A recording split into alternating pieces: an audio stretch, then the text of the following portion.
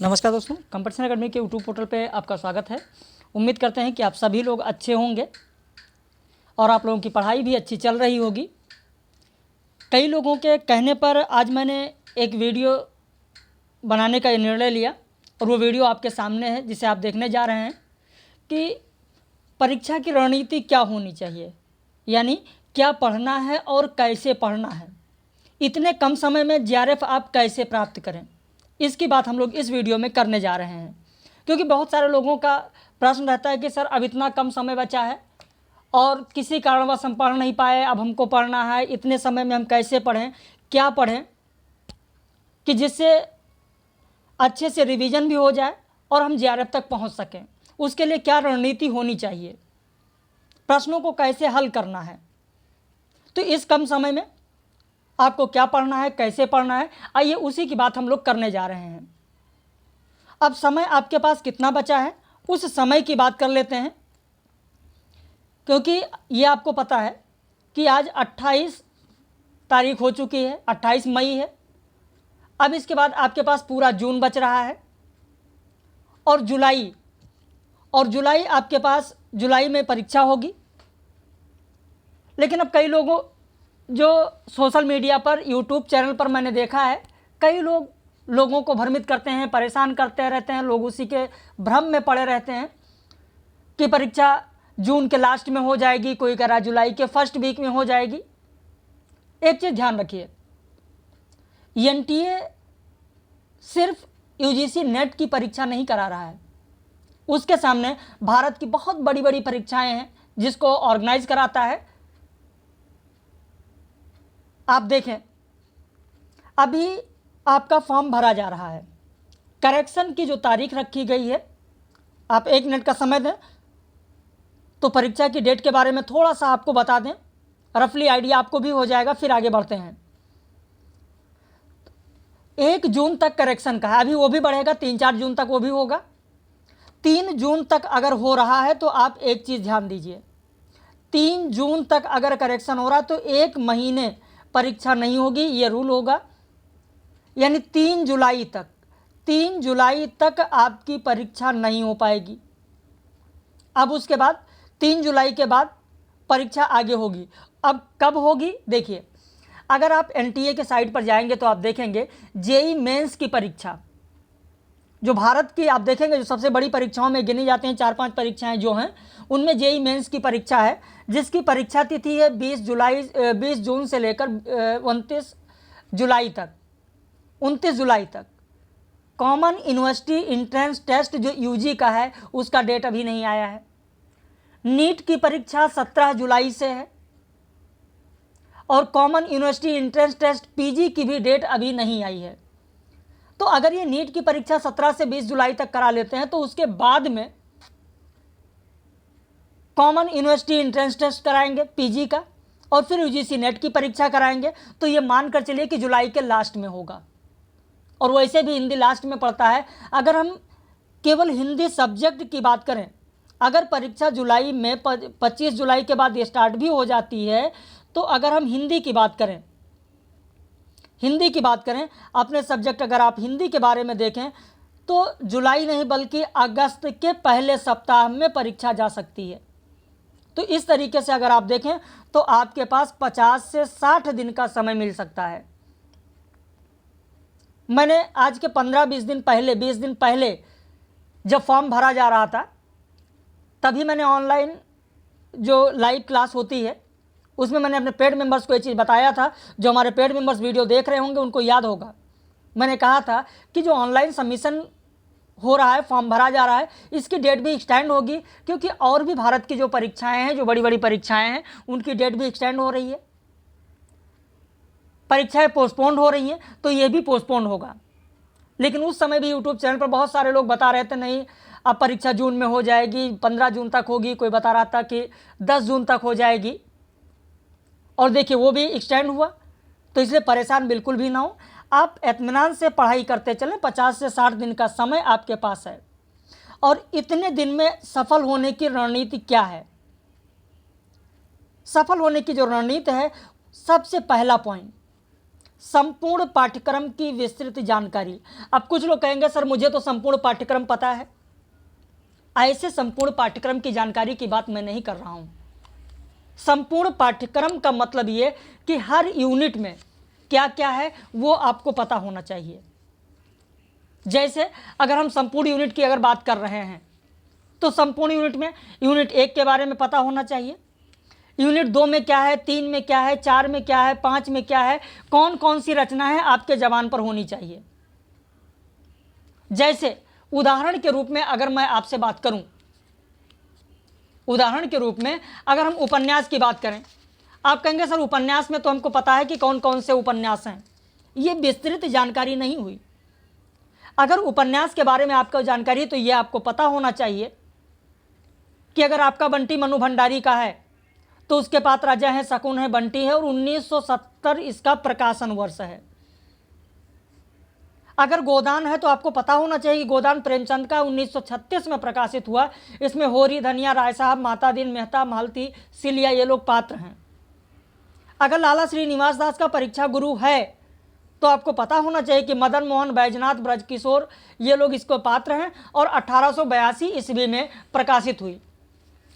इतना ही नहीं, विस्तृत संपूर्ण पाठ्यक्रम की विस्तृत जानकारी का मतलब, मेरे कहने का मतलब ये है कि अगर गौरी दत्त का उपन्यास है, लाला श्रीनिवास दास का उपन्यास है, प्रेमचंद का है, अज्ञे का है, हजारी प्रसाद द्विवेदी का है, फणीश्वरनाथ रेणु का है, यशपाल का है, श्रीलाल शुक्ल का है, कृष्णा सोबती का है, तो इन लोगों का जन्म वर्ष भी याद होना चाहिए।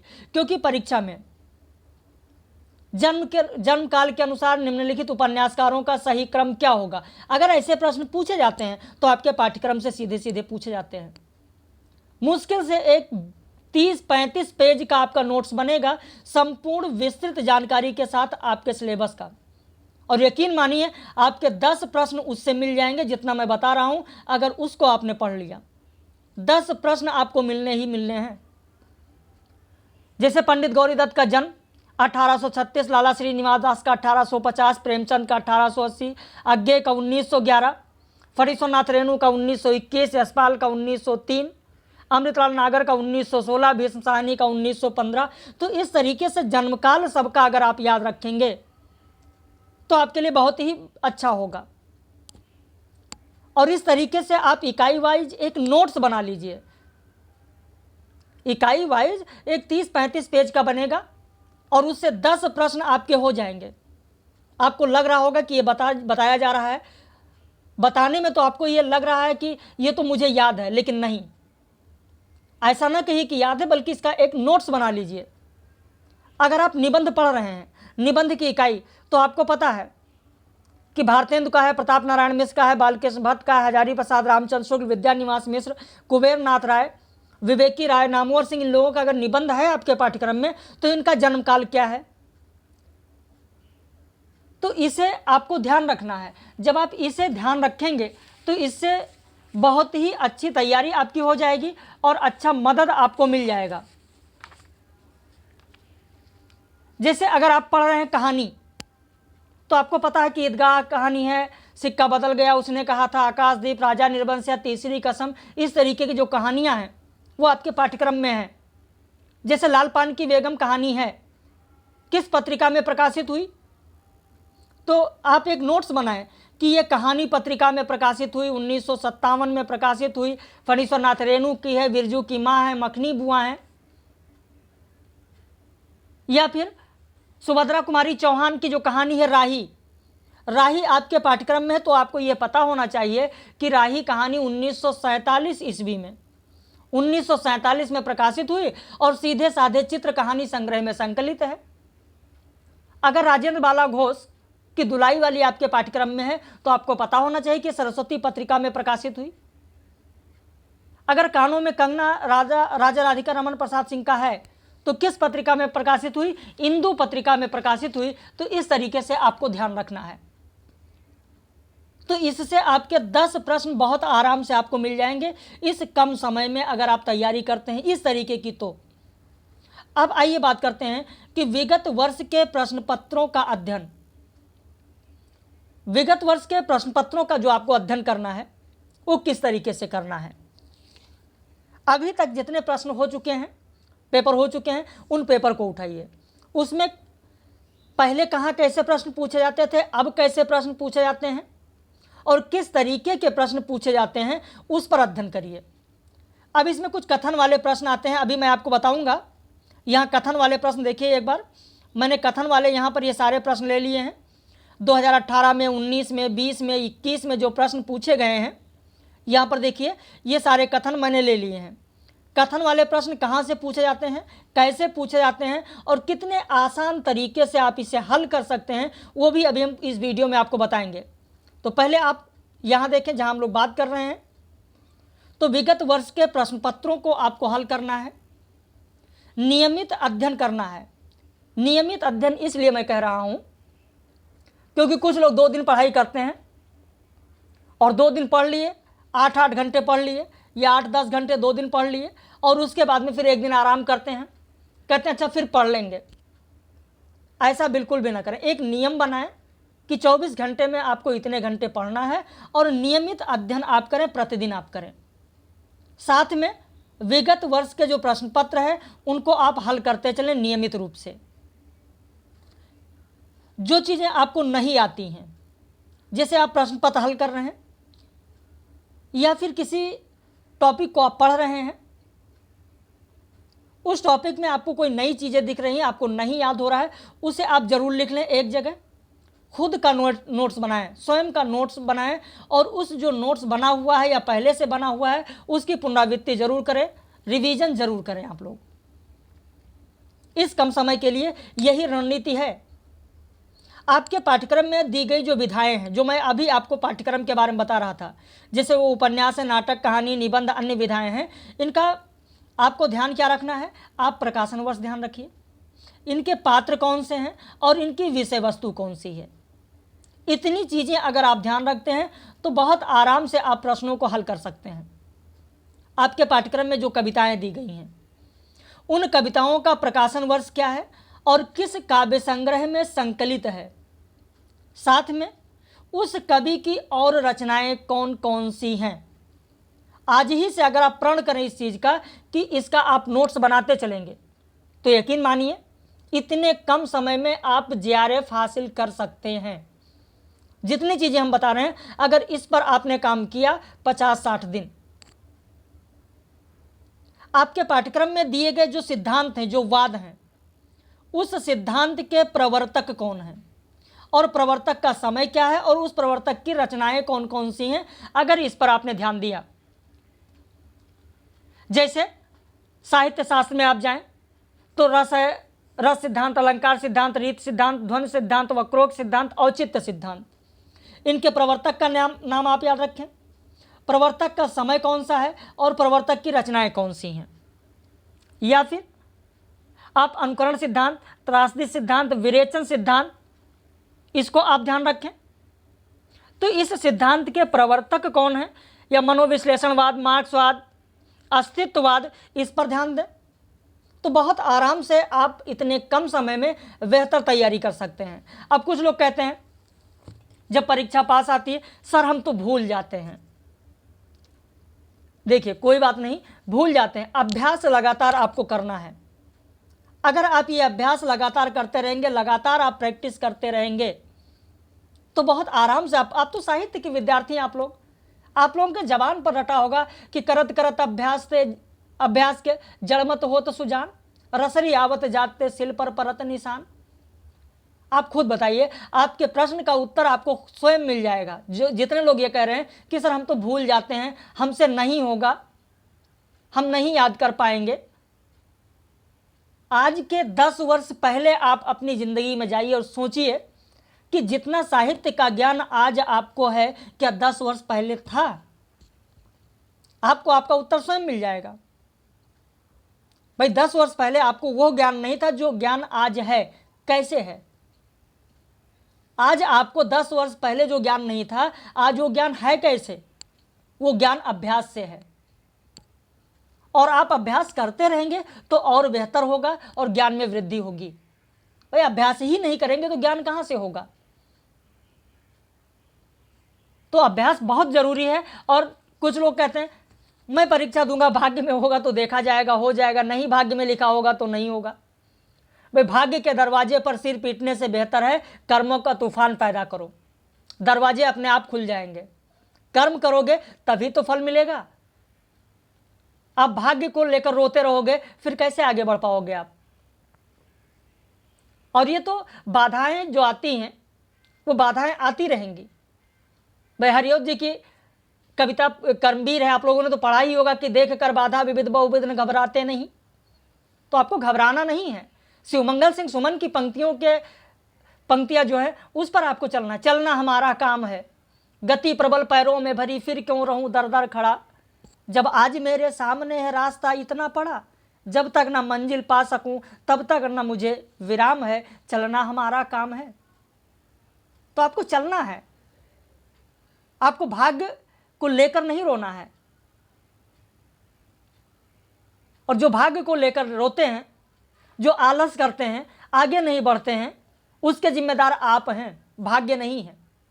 आपकी जिंदगी में होने वाली हर चीज के जिम्मेदार आप हो। इस बात को जितनी जल्दी आप मान लोगे जिंदगी उतनी बेहतर हो जाएगी।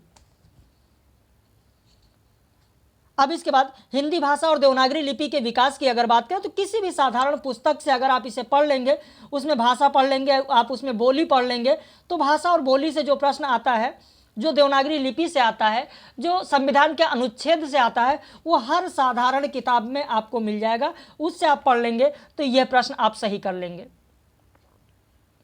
इस तरीके से आप कम से कम समय में बेहतर से बेहतर तैयारी कर सकते हैं, कोई बहुत ज़्यादा नहीं है।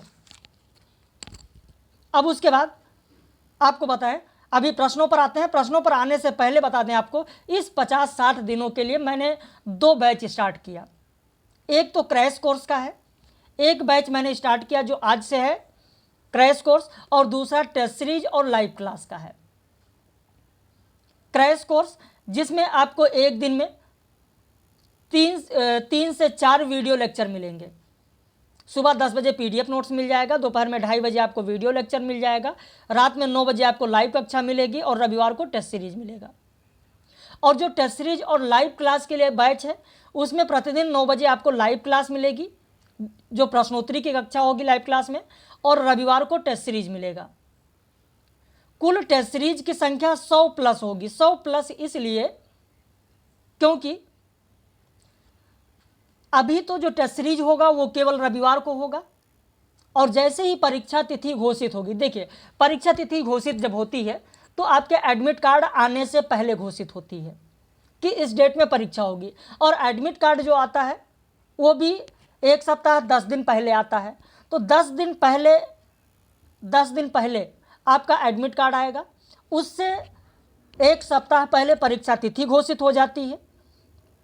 लगभग 10 दिन उसे मानकर चलिए, 10 दिन उसे मानकर चलिए। और हिंदी की परीक्षा, अगर परीक्षाएं 10 दिन होती हैं तो हिंदी की परीक्षा सबसे लास्ट में होती है। हम 5 दिन उसको और मानकर चलें, यानी परीक्षा तिथि घोषित होने से पहले, जो परीक्षा तिथि घोषित होगी तो आपकी परीक्षा से पहले 25 दिन का समय आपको मिल जाएगा, और एक दिन में 2 टेस्ट सीरीज आपको देंगे। जैसे ही परीक्षा तिथि घोषित हो जाएगी वहां से लेकर परीक्षा तक, तो एक दिन में 2 टेस्ट सीरीज यानी 25 दिन में 50 टेस्ट सीरीज आपको ऐसे ये मिल जाएंगी। बाकी रविवार को टेस्ट सीरीज चलेगी, लाइव क्लास आपकी चलेंगी। तो यहाँ पर कुल मिलाकर आपकी 100+ टेस्ट सीरीज और कुल लाइव कक्षा की संख्या 50+ होगी। विगत वर्ष के सभी प्रश्न पत्रों को हल कराया जाएगा, यानी जो टेस्ट सीरीज आपको मिलेगी रविवार को, 2 टेस्ट सीरीज के साथ एक विगत वर्ष के प्रश्न पत्र भी आपको दिए जाएंगे। तो इस तरीके से 3 आपको मिलेगा। अब ये चीज़ आपके समझ में आ गई होगी। यदि आप जुड़ना चाहते हैं तो हमारे इस नंबर पर फ़ोन करके, व्हाट्सएप करके फीस और सारी जानकारी आप ले सकते हैं। यदि आप क्रैश कोर्स ज्वाइन करना चाहते हैं तो क्रैश कोर्स लिखकर व्हाट्सएप करिए। यदि आप टेस्ट सीरीज और लाइव क्लास ज्वाइन करना चाहते हैं तो आप टेस्ट सीरीज और लाइव क्लास लिखकर इस नंबर पर आप व्हाट्सएप कर सकते हैं, और आज ही से आपको ये सारी चीज़ें मिल जाएंगी। अब उसके बाद आइए प्रश्नों की बात करते हैं। यहां पर देखें, 2021 में पूछा गया यह प्रश्न है, नाटक का एक उद्देश्य जनोपदेश है। अब यहां पर एक चीज आपको ध्यान देना है, केवल शब्द पर आपको ध्यान देना है, मात्र शब्द पर आपको ध्यान देना है, सिवा शब्द पर आपको ध्यान देना है, बजाय शब्द पर आपको ध्यान देना है, इन शब्दों पर आपको ध्यान देना है। अगर इन शब्दों पर आप ध्यान देते हैं तो ज़्यादातर प्रश्न आप सही कर लेंगे। अब देखें यहाँ पर, नाटक का उद्देश्य जनोपदेश है, बिल्कुल सही है, क्योंकि नाटक में उपदेश के सिवा कोई और बात नहीं हो सकती है। क्या ऐसा है? नाटक केवल उपदेश के लिए होता है? केवल, जो मैंने केवल शब्द बताया था, आप पूरे सेंटेंस को पढ़िए, फिर देखिए उसमें केवल शब्द आ रहा है नहीं आ रहा है, सिवा शब्द तो लिखा ही है आपके सामने। तो इसका मतलब कि आपका यह कथन गलत है, ऐसा हो ही नहीं सकता है। यानी विकल्प आपका तीसरा होगा, ए सही है, आर गलत है। समझ में आया? अगला प्रश्न देखें, यह 2021 में पूछे गए प्रश्न हैं। वीर कर्म से अलग वीरत्व का अस्तित्व नहीं है, क्या ऐसा संभव है? वीर कर्म से अलग वीरत्व का अस्तित्व है ही नहीं, ऐसा हो ही नहीं सकता। तो ये आपका सही है, क्योंकि वीरत्व की अभिव्यक्ति किससे मिलती है? कठोर साधना से मिलती है। दोनों सही है। अभी कल रात में मैंने जब आप लोगों को करा रहा था प्रश्न, लाइव क्लास जब हो रही थी, वो हमारे मेंबर्स, पेड मेंबर्स अगर देख रहे हैं तो याद करें, मैं आपको आधुनिकतावाद पढ़ा रहा था। आधुनिकतावाद की प्रमुख प्रवृत्तियां मैंने आप लोगों को बताई थी। आधुनिकतावाद में क्या है? परिवर्तन है। और जब परिवर्तन होगा, किसी चीज में परिवर्तन हो, आप ध्यान दीजिए, किसी भी चीज में जब परिवर्तन होगा तो क्या होगा? नया सिद्धांत बनेगा। लेकिन नया सिद्धांत बनने के साथ बहुत सी चीजें ऐसे होंगे जो समझ में नहीं, संशय होगा, लेकिन नई संभावनाएं भी मिलेंगी। और ठीक इसी पर आधारित प्रश्न पूछा गया था शायद 2018 या 19 में, कि आधुनिकता एक अनवरत और अंतहीन प्रक्रिया है। बिल्कुल सही है। और कारण दिया गया था क्योंकि प्रत्येक परिवर्तन नए संशयों, सिद्धांतों और संभावनाओं को जन्म देता है। बिल्कुल सही है। तो इस तरीके के प्रश्न पूछे जाते हैं। कॉन्सेप्ट भी क्लियर होना बहुत जरूरी है। अगर कॉन्सेप्ट नहीं क्लियर है तो भी इन प्रश्नों को, इनमें से कुछ प्रश्नों को नहीं हल कर पाएंगे आप। अब यहां पर आप देखें, स्त्री विमर्श स्त्री अस्मिता का समर्थन करती है। जो स्त्री विमर्श है वो किसका समर्थन करती है? स्त्री अस्मिता का समर्थन करता है। बिल्कुल सही है, क्योंकि वह स्त्रीतर अस्मिता का परम विरोधी है। क्या आप खुद सोचें, जो कथन लिखा है, कथन पर आप खुद विचार करें कि वह स्त्रीतर अस्मिता का परम विरोधी है। क्या स्त्री विमर्श अस्मिता का परम विरोधी है? अगर परम विरोधी होता तो एक तरफ समर्थन की बात कर रहा है, दूसरी तरफ विरोधी की बात कहां से आ जाएगी? समर्थन तो आपके पाठ्यक्रम में है और आपने पढ़ा भी है। इसका मतलब कि आपका कथन सही है, कारण गलत है। अगर आपने अपने पाठ्यक्रम पर ध्यान दिया और एक बार उसके बारे में थोड़ा सा पढ़ लिया तो प्रश्न गलत नहीं होगा। और जो मैंने बताया है, सिवा, बजाय, केवल, मात्र, इन शब्दों पर भी ध्यान दिया तो इस तरीके के जो प्रश्न परीक्षा में आते हैं वो गलत नहीं होंगे। कविता मनुष्य के हृदय को शुद्ध करती है। बिल्कुल सही है। मनुष्य के हृदय की प्रकृत अवस्था कविता से संभव है। बिल्कुल, मनुष्य के हृदय की जो प्रकृत अवस्था है वो किससे संभव है? कविता से है। हृदय की प्रकृत अवस्था, देखिए बहुत सारी कविताएं आप पढ़ते हैं और कविताओं में आप खो जाते हैं। अगर कहीं पर प्राकृतिक वर्णन या नेचुरल ऐसी कोई चीजें हैं तो आप देखेंगे, उसमें पढ़ेंगे और खो जाएंगे। और वो अवस्था कब आएगी? अगर आप कविता पढ़ते हैं तो उससे अवश्य आएगी। तो आपका कथन और तर्क दोनों सही है, व्याख्या भी कर रहा है। दलित विमर्श का वैचारिक आधार बाबा साहब अंबेडकर का दर्शन है। बिल्कुल, जो दलित विमर्श है उसका वैचारिक आधार कौन सा दर्शन है? बाबा साहब अंबेडकर का दर्शन है। जो दलित विमर्श है वो किसका दर्शन है, यहाँ पर आप देख रहे हैं, तो बाबा साहब अंबेडकर। ध्यान रखिएगा, बहुत ही महत्वपूर्ण प्रश्न है। बाबा साहब अंबेडकर का जो दर्शन है आप देखेंगे, क्योंकि अंबेडकर दर्शन पर मात्र दलित विमर्श विचार कर सकता है। मात्र, कौन सा शब्द आया यहां पर, ध्यान दीजिए, मैंने अभी आप लोगों को समझाया था, कौन सा शब्द आया है, मात्र शब्द। क्या ऐसा संभव है, क्या ऐसा संभव है, नहीं है, मात्र शब्द आया, गलत। तो आपका ए सही है और आर गलत है। मैंने कहा था कि मात्र, केवल, इन शब्दों पर अगर आप ध्यान देंगे तो बहुत ऐसे प्रश्न हैं जो आपके सही हो जाएंगे। उपन्यास मानवेतर चित्रण का निषेध करता है। क्या उपन्यास में केवल मानवेतर सिद्धांत होता है? आप जब पढ़ेंगे तो उससे खुद अंदाजा लगाइए कि क्या कहीं केवल शब्द आ रहा है, बजाय शब्द आ रहा है, सिवा शब्द आ रहा है। उपन्यास मानवेतर चित्रण का निषेध करता है। अब इसको आप ऐसे कह सकते हैं, या आप अपने से प्रश्न पूछ सकते हैं कि क्या उपन्यास केवल मानव चित्रण करता है और जो मानवेतर होता है उसका निषेध करता है? केवल, केवल आ रहा है, इसका मतलब ये नहीं होगा, क्योंकि वो मानव चरित्र चित्रण पर विशेष बल देता है। हाँ ठीक है, वो मानव चरित्र चित्रण पर विशेष बल देता है, वो सही है, लेकिन उसके अलावा और पर भी विचार करता है, और पर भी बल देता है, निषेध नहीं, उसकी मनाही नहीं है। तो पहला गलत है, दूसरा सही है। समझने का तरीका मेरे ख्याल से आप लोगों के समझ में आ गया होगा कि किस तरीके से इन प्रश्नों को हल करें। 5 प्रश्न आते हैं, और अगर एक बार आपका कॉन्सेप्ट क्लियर हो गया तो मेरे ख्याल से इन 5 प्रश्नों को आप इजी वे में हासिल कर सकते हैं। मार्क्सवाद साहित्य सृजन का प्रधान कारण श्रम को मानता है। बिल्कुल सही है, क्योंकि श्रम के बगैर साहित्य की परिकल्पना असंभव है। देखिए, बगैर, मात्र, सिवा, बजाय, बगैर, ऐसे शब्द आ रहे हैं तो ये आपका हो गया गलत। ये सही है, आर गलत है।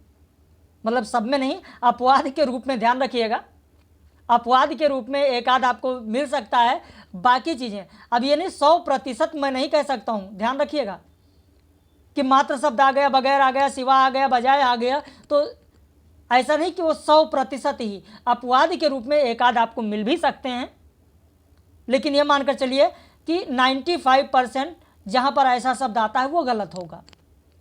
ध्यान रखिएगा। अगला प्रश्न देखिए,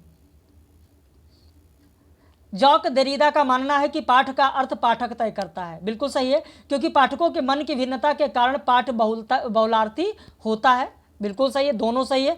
2021 में यह पूछा गया प्रश्न है। कल्पना काव्य का, देखिए, कल्पना काव्य का अनिवार्य साधन है। बिल्कुल, कल्पना जो होगा वो काव्य का अनिवार्य साधन है, मैंने पढ़ाया है। बहुत सारे प्रश्न ऐसे होते हैं जो कॉन्सेप्ट पर आधारित होते हैं, मैंने आप लोगों को पढ़ाया है। कल्पना काव्य में साध्य है। क्या कल्पना काव्य में साध्य है? मैंने साधारण रूप में पढ़ाया कि कल्पना काव्य में साध्य नहीं है। जब मैंने कल्पना पढ़ाया, बिंब पढ़ाया, तो वहां पर यह कॉन्सेप्ट मैंने आप लोगों को समझाया है कि कल्पना काव्य में साध्य नहीं है। कल्पना, बिंब, फैंटेसी याद करिए, वहां पर मैंने आप लोगों को पढ़ाया है। अब उसके बाद आप देखें कि फ्रायड मानते हैं कवि मनोरोगी होता है। अब यहां पर आप देखें, मैंने अपवाद के रूप में जो बताया था, यहां पर देखें अपवाद आपके सामने है, लेकिन अगर अपवाद है तो उस अपवाद को आप पढ़ें कैसे, उस अपवाद पर भी आपको ध्यान देना है। अगर मात्र लिखा है तो अपवाद पर भी ध्यान देना है, किस तरीके का अपवाद है और कैसे आप उसे बदल सकते हैं। फ्रायड मानते हैं कि कवि मनोरोगी होता है। बिल्कुल सही है, क्योंकि मनुष्य मात्र मनोरोगी है। मनुष्य मात्र मनोरोगी है, सही है, लेकिन अगर यही लिखा होता मनुष्य मात्र मनोरोगी होता है, मनुष्य मात्र मनोरोगी होता है, तो गलत हो जाता। मात्र मनोरोगी होता है तो केवल मनुष्य ही होता, तब ये हो जाता केवल मनुष्य ही होता है, बाकी कोई नहीं होता है। मनोरोगी होता है, ये होता मनोरोगी है, मतलब सिर्फ मनोरोगी है, यही की बात की गई और किसी को शामिल नहीं किया गया। तो इसलिए यहाँ पर ये सही है। अगर होता है वहाँ पर शब्द हो जाता तो आपका गलत हो जाता। इसीलिए मैंने कहा है कि अगर मात्र शब्द लिखा है तो ज़रूर ध्यान दीजिए, अपवाद के रूप में ये यहाँ पर है, लेकिन अगर एक शब्द आगे जुड़ा होता तो ये गलत हो जाता। तो ये है अपवाद के रूप में, मैंने पहले ही बताया था कि एक आध अपवाद के रूप में आपको कहीं ना कहीं मिल सकता है। अब उसके बाद आप देखें, यहां पर दिया गया है